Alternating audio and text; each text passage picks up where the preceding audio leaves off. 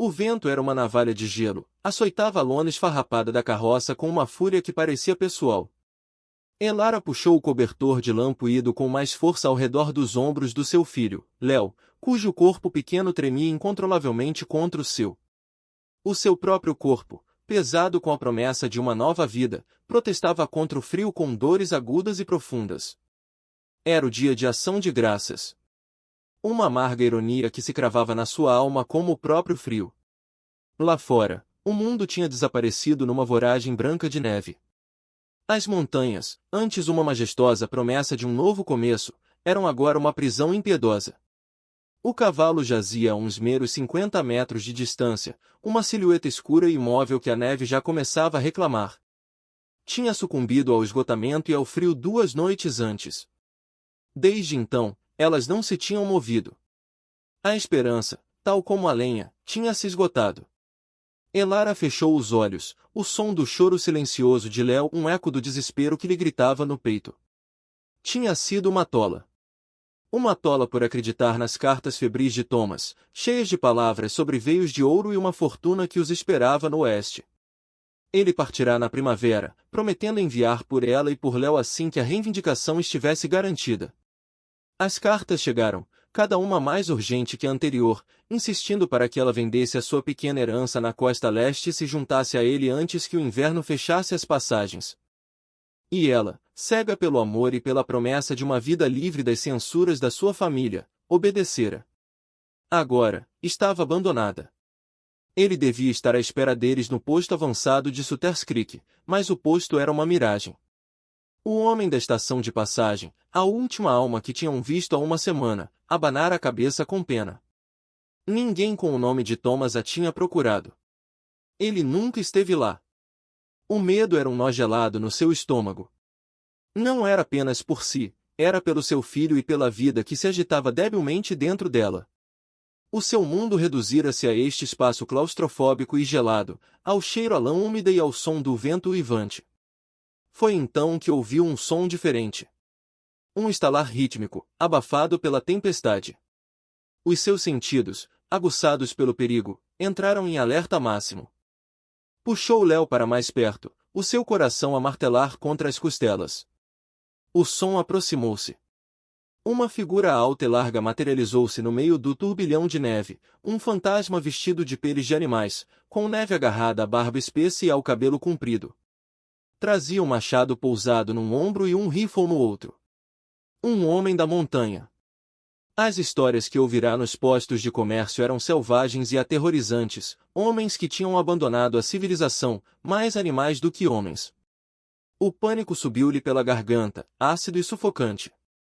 O homem parou junto à carroça, os seus olhos, de um azul pálido surpreendente no seu rosto curtido pelo tempo, avaliaram a cena com uma rapidez impassível. Ele viu o cavalo morto, a lona rasgada, a desolação total da sua situação. O seu olhar pousou em Elara, depois no rosto assustado de Léo que espreitava por cima do cobertor. Por um momento eterno, ninguém se moveu.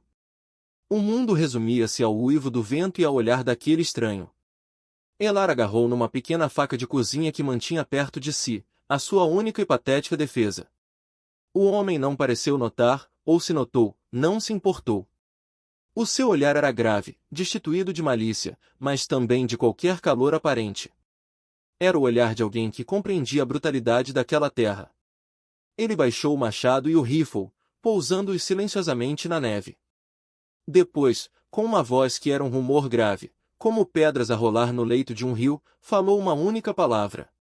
Venham não era um pedido.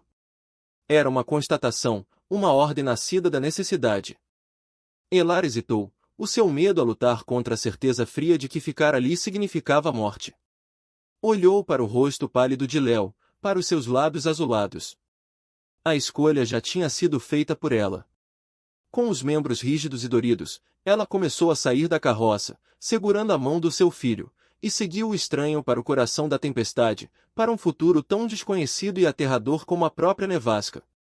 A caminhada foi um pesadelo febril.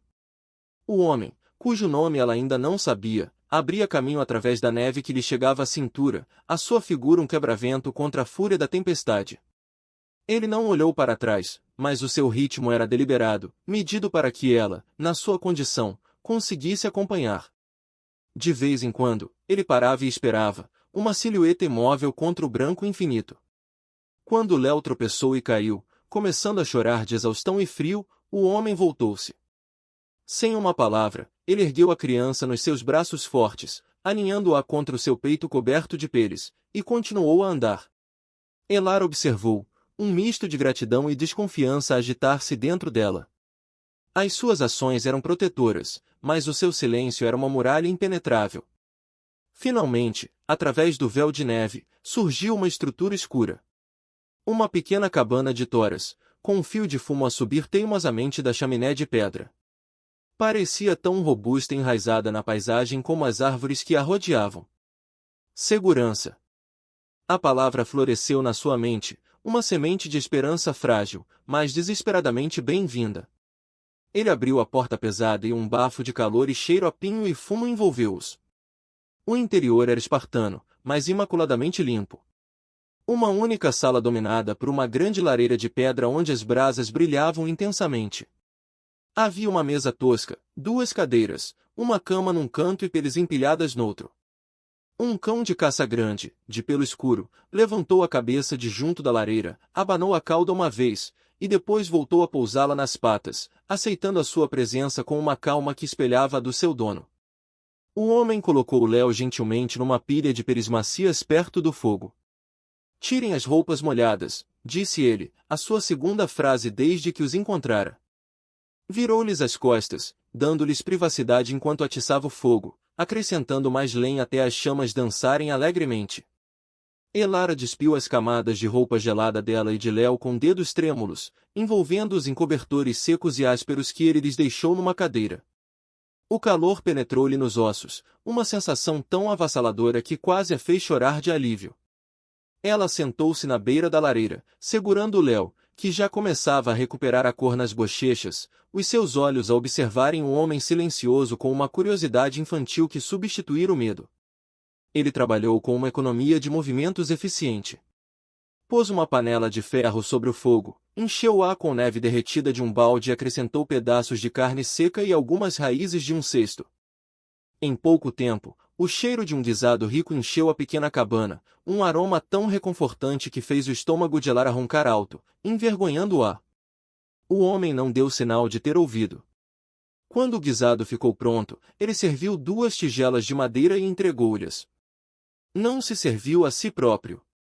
Sentou-se na outra cadeira, junto à mesa, a limpar o seu rifle, a sua presença enchendo a sala, mas não de uma forma ameaçadora. Era uma presença sólida, terrena. Elara comeu devagar, saboreando cada colherada quente e salgada. Era a melhor refeição que já tivera na vida. Observava-o por cima da borda da sua tigela.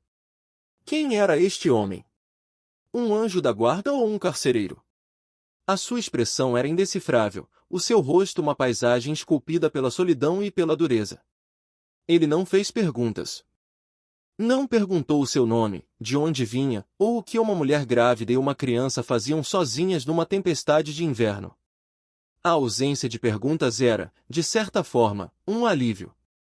Ela não tinha forças para contar a sua história de insensatez e traição. Por agora, bastava estar quente. Bastava estar segura.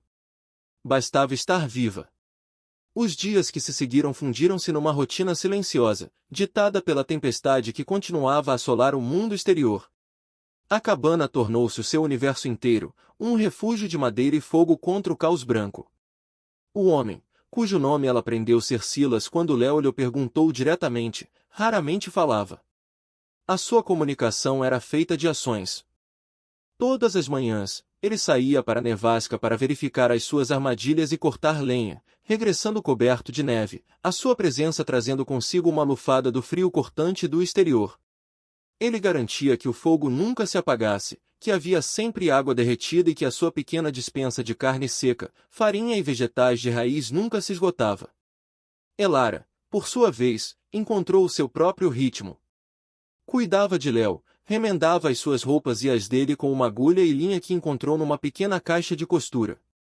Cozinhava as refeições com os ingredientes que Silas fornecia, transformando os seus parcos recursos em sopas e guisados quentes. Descobriu que manter as mãos ocupadas mantinha sua mente longe do abismo do desespero. O silêncio entre eles não era constrangedor, era um espaço que ambos pareciam necessitar. Um silêncio construído sobre a compreensão tácita da sobrevivência. Ela observava as suas mãos grandes e calejadas, tão capazes de rachar um tronco com um único golpe de machado como de esculpir um pequeno pássaro de madeira paralelo, um presente que o menino passou a guardar como um tesouro. Observava a tristeza que por vezes toldava os seus olhos azuis quando ele pensava que ninguém estava a ver, uma melancolia profunda que sugeria uma perda que ele carregava dentro das suas muralhas de silêncio. A confiança cresceu lentamente, não através de palavras, mas de consistência. Ele nunca a fez sentir-se ameaçada. Deu-lhe a cama, dormindo ele próprio no chão, enrolado numa pele de urso perto da lareira. Partilhava a sua comida sem pedir nada em troca. Protegia-os sem qualquer indicação de que esperava recompensa. Ele era um guardião, não um captor. Uma noite, enquanto Léo dormia profundamente, o seu peito a subir e a descer ritmicamente, Elar estava sentada junto ao fogo a remendar uma das camisas de Silas. O tecido era grosseiro, mas forte. Como ele. Ele estava sentado à mesa, a afiar a sua faca de caça numa pedra de amolar, o som rítmico a encher o silêncio. O meu marido devia ter nos encontrado em Sutter's Creek, disse ela de repente, a sua própria voz a surpreendê-la. As palavras pairaram no ar quente. Silas parou o que estava a fazer, mas não se virou. A sua imobilidade era um convite para que ela continuasse. Ele veio à frente para garantir uma reivindicação de ouro. Escreveu-me, disse-me para vir antes do inverno. Ela fez uma pausa, engolindo o nó na garganta. Acho que a reivindicação não deu em nada. Acho que ele ficou com demasiada vergonha, ou demasiado quebrado, para nos enfrentar. Ou talvez algo lhe tenha acontecido. A última parte era uma mentira que ela contava a si mesma nas horas mais escuras, uma alternativa mais amável à verdade cruel do abandono. Silas pousou a faca e a pedra. Virou-se na sua cadeira para encarar. A luz do fogo dançava no seu rosto, suavizando as suas feições rudes. A ganância torna os homens tolos, disse ele, a sua voz baixa e sem julgamento. Ou monstros. Ele olhou para o fogo por um longo momento, os seus pensamentos distantes. Esta terra não perdoa nem um nem outro, não havia mais nada a dizer. Na sua resposta simples, Elara sentiu uma profunda compreensão, uma aceitação do seu sofrimento que era mais reconfortante do que qualquer palavra de simpatia.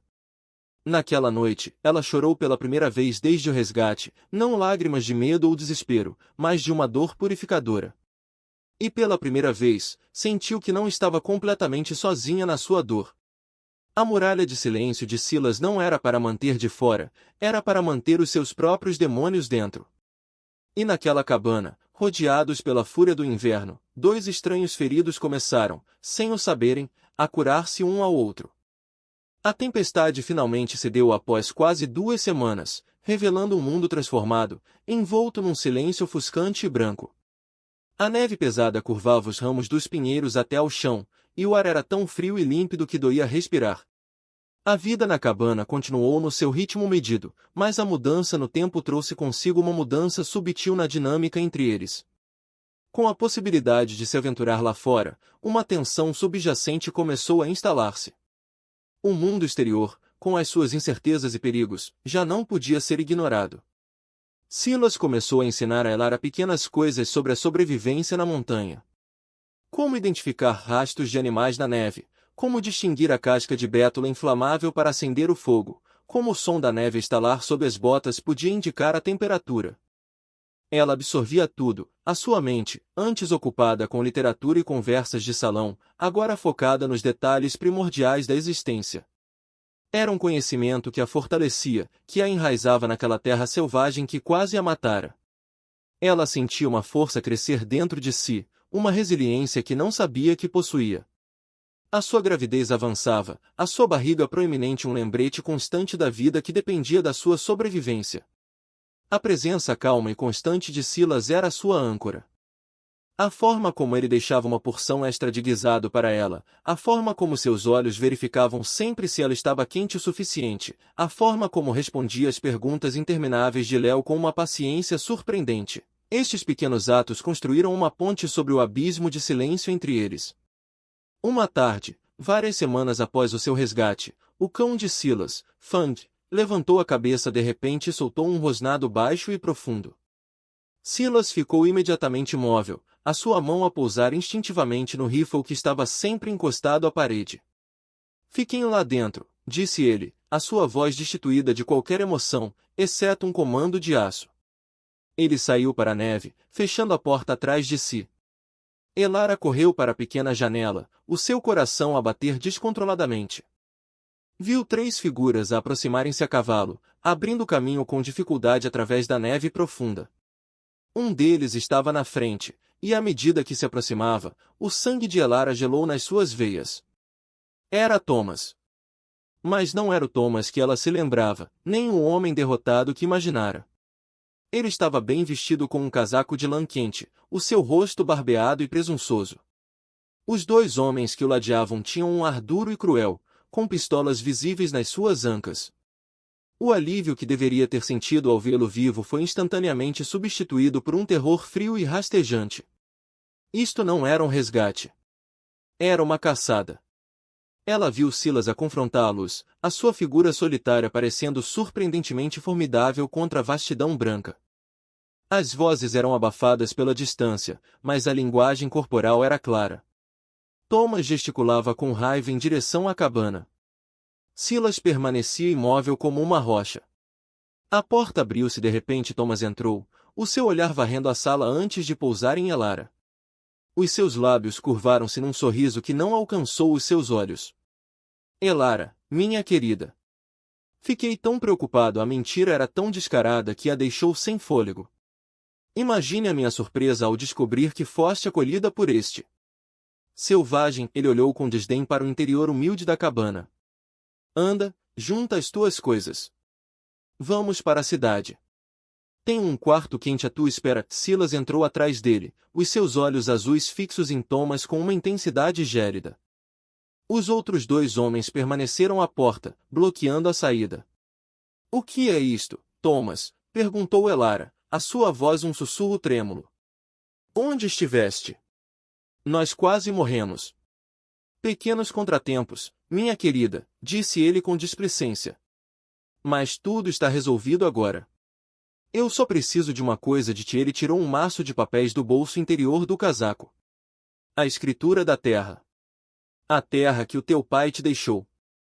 O advogado diz que preciso da tua assinatura para vender. Um mero detalhe. E então, a verdade atingiu Elara com a força de um golpe físico, estilhaçando as últimas ilusões que ela alimentava. Não havia reivindicação de ouro. Nunca houve. A terra, a sua herança, era a única fortuna. Ele não a tinha abandonado por vergonha ou fracasso. Ele tinha-a abandonado para morrer. Ele tinha-a enviado para as montanhas no início do inverno, para a passagem que ele sabia que ficaria bloqueada, esperando que a neve e o frio fizessem o seu trabalho sujo por ele. A morte dela e de Léo torná-lo-ia o único herdeiro. Este regresso não era por preocupação, era por ganância. Ele tinha vindo para terminar o trabalho. Tu deixaste-nos aqui para morrer, sussurrou ela, o horror a roubar-lhe a voz. Thomas riu-se, um som feio que profanou a paz da cabana. Eu dei-te todas as oportunidades para seres uma esposa obediente. Mas sempre foste tão teimosa. Agora, assina o papel, Elara. Ou faremos isto da maneira mais difícil. Ele acenou com a cabeça para os seus homens, e um deles deu um passo em frente, a sua mão a pousar na sua pistola. Foi então que Silas se moveu. Não foi um movimento rápido ou vistoso. Foi deliberado, letal. Num piscar de olhos, ele agarrou num atiçador de ferro pesado da lareira. O primeiro capanga nem sequer teve tempo de sacar da arma antes de Silas o atingir no pulso com uma força brutal. O som de osso a partir ecoou na sala, seguido de um grito de agonia. O segundo homem levantou a sua pistola, mas Silas já estava a girar, usando a sua altura e alcance para desferir um golpe na lateral da cabeça do homem, que caiu inconsciente no chão. Thomas recuou, o seu rosto pálido de choque e medo. Ele olhou para Silas, vendo pela primeira vez não como um eremita ignorante, mas como uma personificação da fúria da montanha. Fica longe de mim, gaguejou ele. Silas não disse uma palavra. Os seus olhos eram lascas de gelo. Ele avançou, e a verdade que estilhaçou Elara agora estilhaçou Silas de uma maneira diferente. Não era apenas a traição, era a profanação do seu mundo. Thomas tinha usado a natureza selvagem, o santuário de Silas, como a sua arma de eleição. Ele tinha tentado transformar a pureza da montanha numa ferramenta de assassinato. Para Silas, isto era um pecado imperdoável. Ele agarrou Thomas pelo colarinho do seu casaco caro, levantando-o do chão como se não pesasse nada, e arrastou-o para fora, para a neve. Atirou-o ao chão em frente ao seu cavalo assustado. Desaparece, rosnou Silas, a sua voz um trovão contido. Se alguma vez voltares a estas montanhas, não haverá nenhum lugar onde te possas esconder. Thomas, a tremer e a soluçar, montou no seu cavalo e fugiu, desaparecendo na floresta branca, deixando os seus homens para trás. Silas ficou a observá-lo partir, o seu peito a arfar, não de esforço, mas de uma raiva profunda e justa. Depois, virou-se e voltou para dentro da cabana, para junto da mulher e da criança que ele tinha reivindicado como suas para proteger. O rescaldo da confrontação deixou um silêncio pesado na cabana, mais profundo do que qualquer outro que o precedera. O capanga inconsciente foi amarrado e deixado num canto, para ser tratado mais tarde. O outro, embalando seu pulso partido, tinha fugido para a floresta logo após Thomas. Léo, que tinha acordado com os gritos, estava agora nos braços de Elara, o seu rosto escondido no seu ombro, a tremer. Elara segurava-o com força, o seu próprio corpo abalado por tremores de choque pela dolorosa libertação da verdade. A imagem do homem que ela um dia amara, a sua crueldade exposta sob a luz fria do dia, repetia-se na sua mente. A traição era uma ferida aberta, mais profunda do que qualquer dificuldade física que ela tivesse enfrentado. Silas estava junto à lareira, de costas para eles, a sua silhueta rígida contra as chamas dançantes. Ele olhava para o fogo, mas Elara sabia que ele não o via. Ele estava perdido nos seus próprios pensamentos sombrios. A brutalidade calculista do plano de Thomas tinha violado algo dentro dele, a sua fé na santidade do seu refúgio isolado. Ele tinha visto o pior da humanidade abater-lhe a porta, trazendo a sua ganância e a sua maldade para o seu mundo de silêncio e neve. O seu rosto, quando finalmente se virou, estava marcado por uma nova gravidade. A tristeza que ela já tinha visto nos seus olhos tinha se aprofundado, mas agora estava misturada com uma determinação feroz. Ele atravessou a sala e ajoelhou-se em frente a Elara. As suas mãos grandes e ásperas estenderam-se, não para tocar, mas pairando no espaço entre eles, um gesto de hesitação e respeito. Os seus olhos encontraram os dela, e pela primeira vez, ela viu para além da fachada estoica.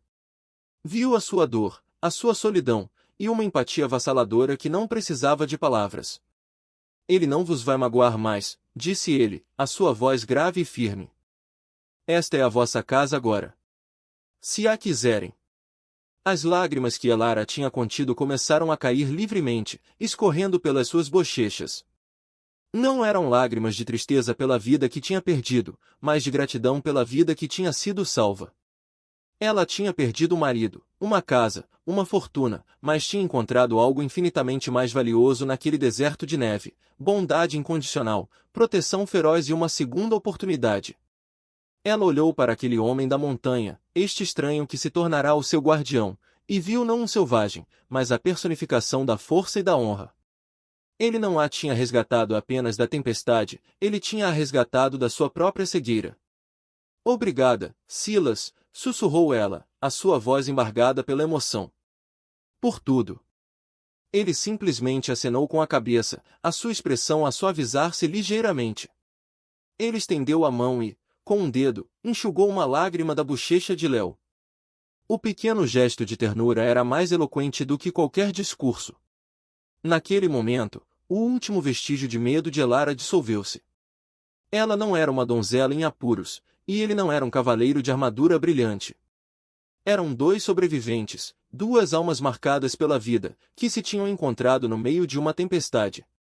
O inverno continuou, longo e rigoroso, mas a atmosfera na cabana tinha mudado para sempre. A confiança tentativa tinha se solidificado numa parceria silenciosa. Eles trabalharam juntos, preparando-se para os meses mais frios que se avizinhavam, a sua existência entrelaçada pela necessidade e por um respeito mútuo crescente. A primavera chegou finalmente, um degelo lento e glorioso que trouxe consigo o som da água a correr e o cheiro à terra úmida. A neve recuou, revelando o verde tenro por baixo. E com a chegada da primavera, Elara deu à luz uma filha saudável, dentro do calor e da segurança da cabana de toras. Silas ajudou no parto com mãos surpreendentemente gentis e competentes, e quando ele segurou a recém-nascida pela primeira vez, uma emoção crua e desprotegida brilhou nos seus olhos, uma centelha de uma felicidade há muito perdida. Eles não falaram de amor ou de futuro. Não precisavam. O seu compromisso estava forjado nas dificuldades partilhadas, nos silêncios compreensivos e na promessa de proteção mútua. Elara, de pé à porta da cabana com a sua filha nos braços e Léo a brincar por perto, olhou para as montanhas. Já não era uma prisão, mas uma fortaleza. Uma promessa. Ela tinha chegado àquela terra quebrada, abandonada e grávida, uma vítima das circunstâncias. Agora, era uma sobrevivente. Uma mãe. Uma parceira. Olhou para Silas, que estava a cortar lenha nas proximidades, os seus movimentos fortes e seguros. Ele olhou para ela e um pequeno sorriso tocou os seus lábios. Naquele olhar, estava tudo. O passado tinha sido estilhaçado, mas das ruínas, eles tinham construído algo novo. Algo resiliente. Algo real. Algo que, como as próprias montanhas, perduraria.